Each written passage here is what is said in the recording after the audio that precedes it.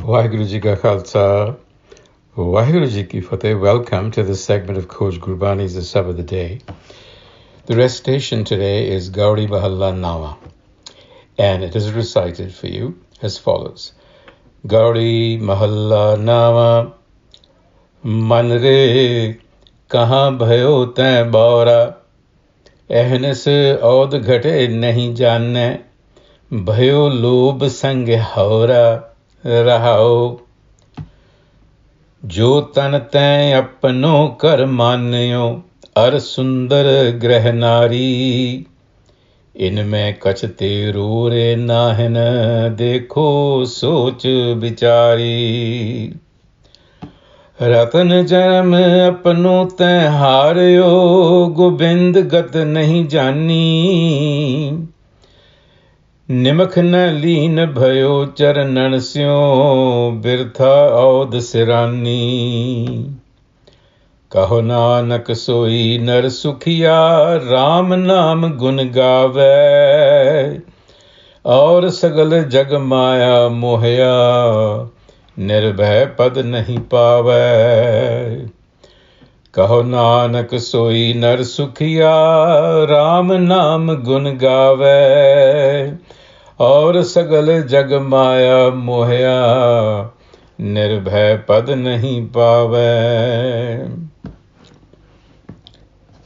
And the theme continues about the mind being giddy like a bee, Bhaura, acting impulsively, filled with greed and attachment, unaware that life recedes with every passing moment. This is the central message of this pankti. Man re Kaha Bhio Tai Baura. What on earth are you doing, flitting about impulsively? Ehnis aud ghate nahi janne. You're completely oblivious to the fact that your lifespan diminishes with every moment. Bhayo lob sang haura. In the meantime, you're corrupting yourself with greed and attachment. Haura is lightweight. In other words, wasting yourself. So, Guruji here is warning us against acting impulsively. When he uses the term Baura, it's a term that's commonly used to describe behavior that is erratic, that lacks foresight, that is rash, that is unpredictable, and to use the Guru's own example, so being unstable and unsteady. One of the meanings of Baura means unsteady motion, and this applies to the mind. Now, according to Gurmat, the underlying cause of impulsive behavior is unregulated passions, like desire, greed, and attachment, with which we are born. And in our times, psychologists appear to support the Guru's view that impulsive behavior is an all-purpose plague. It afflicts us with addictions, cravings, aggressive behavior, violence. So much of the blame today is being attributed to what the English philosopher Bertrand Russell called restless productivity, this obsession with ceaseless distractions and wanderings. And now the Guru speaks in this verse after the Rahau about the possessive tendencies that impulsive behavior generates. He says, Jo tan tain apne kar manyo. Jo tan tain apne kar manyo. The body that you believe is yours. Ar sundar grahanari. And the spouse and the home that you're so possessive about. Inme kach tero re nahin. None of these belongs. Dekho soch bichari. Take the time to reflect. So if we are to restore ourselves to well-being, it requires that we reflect on and examine our innate propensity for possessiveness, covetous behavior. This is the property structure of our existence, the need to possess, the need to control, because possession is just a cover for controlling others, controlling things, wanting to be in charge.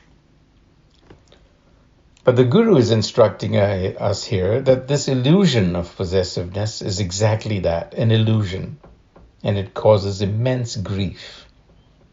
So we need to delve into our narcissistic selves and realize that possessiveness is destructive. What we are learning is that ananda or bliss or sahaj comes from appreciating and beholding the beauty of the universe rather than trying to appropriate it. That's the distinction.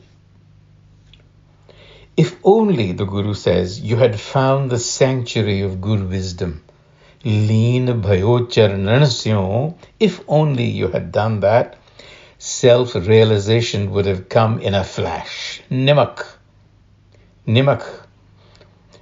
Leen bhio charanasyo. This verse is translated generally as not for a moment did you apply yourself. But I think that it is more appropriate to say that if only you had found sanctuary, self-realization would have come in a flash, because Gurbani has a lot of allusions to the flash of insight. It is like lightning when self-realization dawns. But addressing the mind, the Guru says, you have not realized the Gobind in you. Life has passed you by, birtha of the Sarani. You have gambled this precious opportunity of human life. Ratana janam apano tai haryo, lost. Kaho nanak soi nar sukhiya, Ram naam gun gave. Says Nanak, only those have an unobstructed path to freedom. Soi nar sukhiya, unobstructed, because sukhya literally means not faced or caught in a ditch. Kai. So it's being in a rut, being in this rut of being impulsive. So when we say that I want to have sukh or be sukhya, what we are saying is that we are wishing for the good life. And in Gurmat, the good life is one that is inspired by love for the self and being guided by its knowledge, love and knowledge. So that's what the Guru is saying. Kaho nanak soi nar sukhiya, Ram naam gun gave. Only those who have an unobstructed path to freedom are those who realize the self by birthing it as virtue within. When I say birthing it, I mean virtue is the self manifested physically or in one's behavior. So Ram Naam Gun Gave, knowledge and love. These are the two components. Aur sagal jag mein moha nirbhay pad nahi paave. The rest remain caught in Maya and don't realize the state of fearlessness. It's the same thing as Saj, being fearless, because that is our primal anxiety, if you will. On that note, until the next time, Vaheguru Ji Ka Khalsa, Vaheguru Ji Ki Fateh.